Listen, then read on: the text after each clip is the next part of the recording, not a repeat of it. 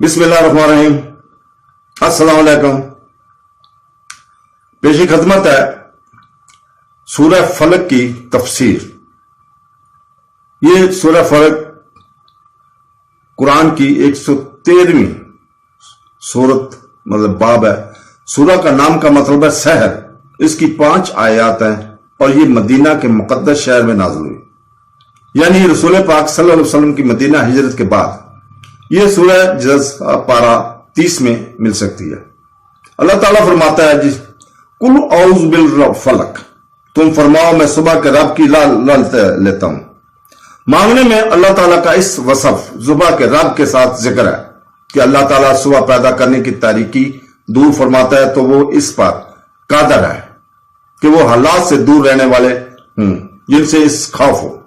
نہیں، جس طرح تاریک رات میں آدمی صبح طلوع ہونے کا انتظار کرتا ہے، اسی طرح خوف زدہ آدمی امن اور راحت کا منتظر رہتا ہے۔ اس کے علاوہ صبح مجبوروں و لاچار لوگوں کی دعاؤں کا اور ان کے قبول ہونے کا وقت ہے۔ تو اس آیت سے مراد یہ ہوئی کہ جس دن وقت قرب اور غم والوں کو آسانیاں دی جاتی ہیں اور دعائیں قبول کی جاتی ہیں۔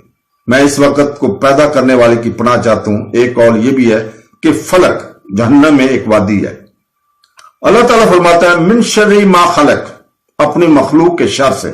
اس آیت میں ہر مخلوق کے شر سے پناہ مانگی گئی ہے، خواہ وہ جاندار ہو یا بے جان، مخف ہو یا غیر مخف۔ اور بعض مفسرین نے کہا ہے کہ یہاں مخلوق سے مراد خاص ابلیس ہے جو مخلوق میں کسی سے بھی بدتر ہے۔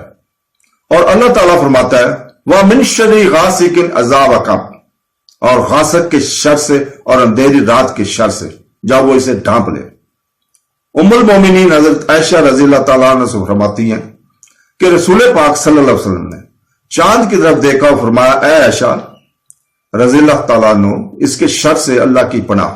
جب ڈوبتا ہے تو اندھیرا ہو جاتا ہے۔ اس سے مراد مہینے کی آخری راتیں ہیں جب چاند چھپ جاتا ہے۔ تو جادو کے وہ عمل جو بیمار کرنے کے لیے ہیں اسی وقت کیے جاتے ہیں۔ اللہ تعالیٰ کا ارشاد ہے وَمِن شَرِّ النَّفَّاثَاتِ فِي الْعُقَدِ، اور گروہوں میں پھونک مارنے والوں کے شر سے۔ یعنی میں ان جادوگر عورتوں کے شر سے پناہ مانگتا ہوں جو تاروں میں گریں باندھتی ہیں اور ان میں جادو کے منتر پڑھتی ہیں، جیسا کہ لبیت کی لڑکیوں نے نبی کریم صلی اللہ علیہ وسلم پر جادو کیا تھا۔ تو دوستو یاد رہے کہ ناجائز کاموں کے لیے تعویذ گنڈے ناجائز و حرام ہے، جبکہ جائز مقصد کے لیے گنڈے بنانا اور ان پہ گرہ لگانا قرآن مجید کی آیت اللہ تعالیٰ کے اسما پڑھ کر دم کرنا جائز ہے۔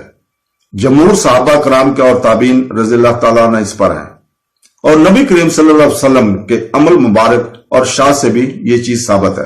چنانچہ حضرت عائشہ صدیقہ رضی اللہ تعالیٰ عنہ سے روایت ہے کہ آپ فرماتی ہیں کہ جب حضور پاک صلی اللہ علیہ وسلم کہ اہل میں سے کوئی بیمار ہوتا تو حضور پاک صلی اللہ علیہ وسلم یعنی سورہ فلق اور سورہ ناس پڑھ کر ان پر دم کر فرماتے۔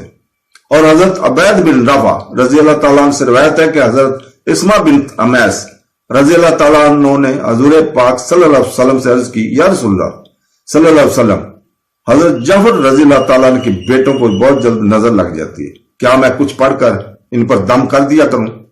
ارشاد فرمایا ہاں، کیونکہ اگر کوئی چیز تقدیر سے سبقت لے جائے سکتی ہے تو نظر ضرور اس سے سبقت لے جاتی ہے۔